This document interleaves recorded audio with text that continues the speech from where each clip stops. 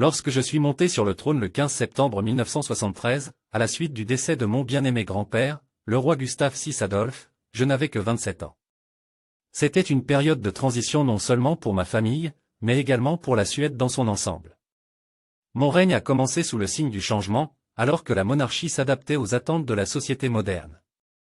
J'ai hérité d'un rôle imprégné de tradition, tandis que le monde évoluait rapidement vers le progrès et la réforme.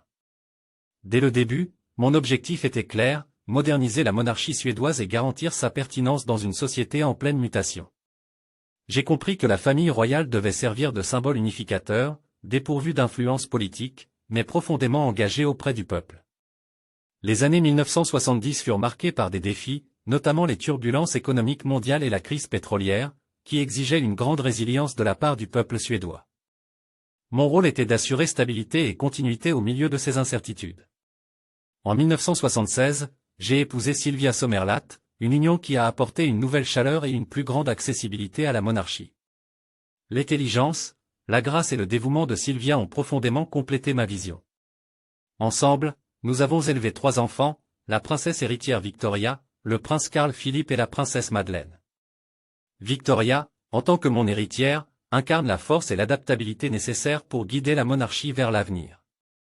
La réforme constitutionnelle de 1974, juste avant mon accession au trône, avait déjà limité les pouvoirs politiques de la monarchie. Mon rôle était d'embrasser pleinement les responsabilités symboliques, en me concentrant sur des initiatives culturelles, humanitaires et environnementales. Au fil des décennies, j'ai défendu des causes qui me tiennent à cœur, comme la protection de l'environnement.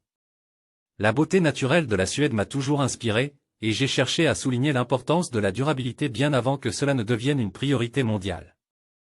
L'une de mes plus grandes fiertés a été la Fondation mondiale du scoutisme, à travers laquelle j'ai promu l'autonomisation des jeunes et le leadership.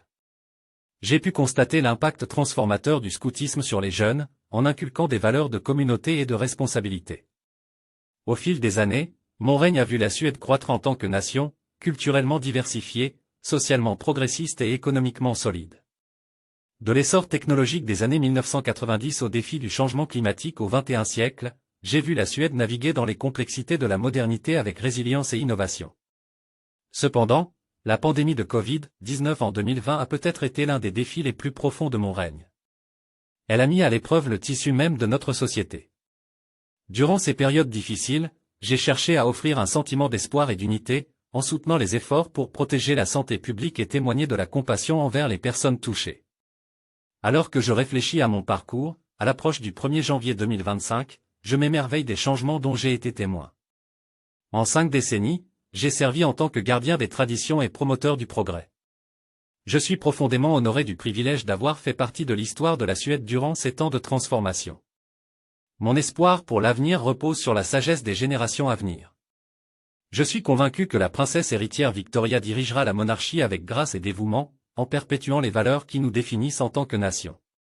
De 1973 à aujourd'hui, mon règne a été un voyage d'apprentissage, d'adaptation et d'engagement indéfectible envers la Suède et son peuple.